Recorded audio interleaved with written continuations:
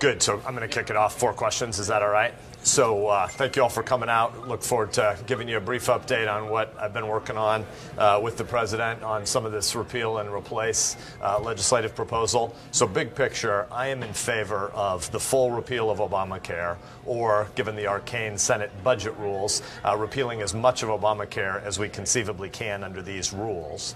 And I'm in favor of a full replace plan for Obamacare, because Nebraska families should have certainty that they can buy the kind of a policy that they want that goes with them across job and geographic change. So I want full repeal and full replace. Over the course of the last 4 or 5 months, we've been trying to work in the Senate on a legislative package that would put together repeal and replace. I've been supportive of those efforts. I've been working hard on those efforts, and I still support those efforts if Mitch McConnell, the Senate Majority Leader, can get that ball across the finish line by a week from Monday, which is Monday, July 10th, the day we come back from the state work period for the 4th of July weekend.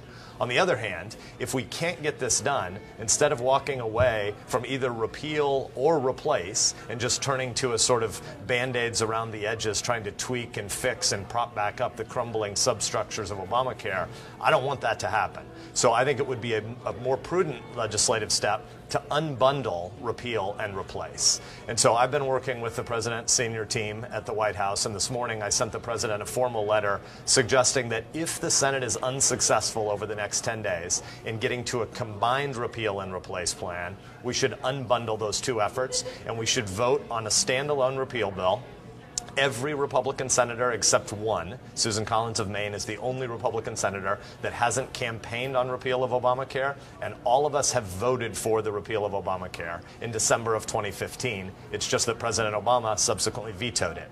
I'm suggesting to President Trump, and he has now embraced this morning, the proposal that we should vote on that old repeal bill again, but we should do one really important thing to it. We should put in place a 1-year delay before it would be effective. We should vote on repeal, but not have it go into effect for a year, so that families would have the certainty of knowing that their policy wasn't going to evaporate immediately.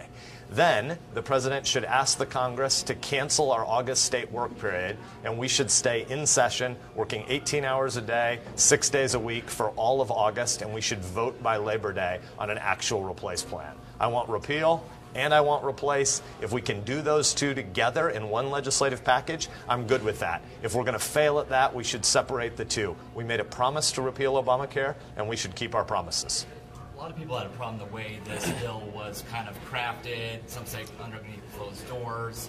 I know you weren't a part of that kind of group that was trying to help craft the bill. I guess, should there be more of an open process to kind of help replace Obamacare than what was previously done? So first of all, basically all 52 Republican senators have been involved in this process, but none of the 48 Democrats have been participating in the process. There are lots of different formal and informal working groups. There are 3 different Senate committees that have some authority and not, but it hasn't been a transparent process, and I would be in favor of a much more open, much more public process. I'd like to see us have a full hearing and debate process in public before the American people, 18 hours a day, 6 days a week for the whole month of August. We should cancel our state work period, and we should stay in D.C. and get the work done to fulfill the promises we made, and frankly to deliver the health care reform system of the future that the American people want and deserve. The president seems to have an idea. What do you think he wants to see from lawmakers? Yeah, so the president began tweeting this morning about 20 minutes after I was on Fox and Friends laying out this proposal that was in the letter that I formally sent him this morning, but that I'd been vetting with his team the last few days. I've just been on the plane the last 3 hours, so I don't know what further developments there have been with the White House, but my understanding is that the vice president and his team are working with Senate leadership right now to evaluate this 2-step process possibility. And you're saying this 2-step process wouldn't affect families because of the year-long delay?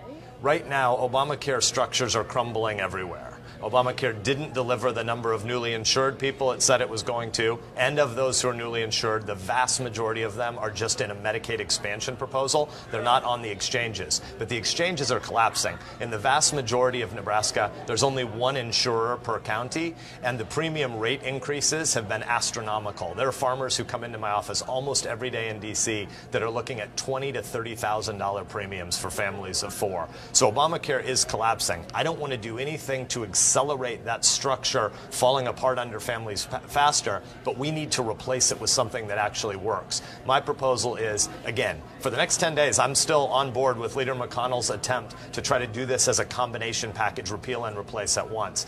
But if the leader can't get that accomplished in the next 10 days, then I think we should do standalone repeal, but not effective for a year, and then we should get to work round the clock on a replace plan. Senator, you and the President are both very active on Twitter. This morning, an example of how he's been in support of you. Sometimes the President is critiqued about his Twitter use over the past few days especially. What do you think about some of the critiques of some of the way he's been tweeting? So I believe two things. I believe in, first of all, civic virtue and neighborliness, and I believe that most of life is about stuff well prior to politics. They're about communities of worship and faith and neighborhood and family and the Rotary Club and your small business and the next great app that people are going to design. So most of what's interesting in life isn't about politics, and we should love our neighbor, and we should work with our neighbor, and frankly we should laugh with our neighbor regardless of whether or not we agree on political issues. Then, on politics, the President and I have a lot more agreement. And so there have been places where I've been critical of the President just this last week about things that he's tweeted that I think are destructive of neighborliness. On policy, the President and I have a decent amount of alignment right now, and I'm happy that his tweets this morning were not about anybody's plastic surgery, but they were actually about our legislative proposal. I think we can work together on that.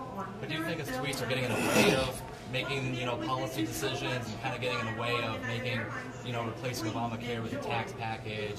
Is that kind of getting in the way of getting some of the agenda done, though? I do think there are a lot of distractions in Washington, D.C. First of all, just at the policy level, Washington, D.C. tries to do way too many things, and it's not accountable for the fact that it fails at the vast majority of them. We should do a far smaller number of policy things, and we should do them with more urgency. Repeal and replace Obamacare is a perfect example. There are lots of other uses of social media that are great. I use it as my editor functionally to get my sports scores in the morning. There are a whole bunch of periodicals like the Omaha World Herald and a lot of you all during the CWS that I would still go to, but Twitter ends up being the backbone of where I get a lot of news that has nothing to do with politics. And frankly, there's a lot of hilarious stuff on Twitter, and I support that as well. I don't think it's useful when Twitter is used as a venue to pretend we're doing serious stuff that really is just ad hominem attacks against our neighbors. I'm critical of that use of Twitter. Wait, locally, what's your reaction to the governor letting go of the head of state patrol? Actually, there was an officer with OPD who was just telling me about it as I was walking off the plane, but I don't know any particulars yet, so I wouldn't be prudent to comment at this stage. Thank you all for having me, and happy 4th of July.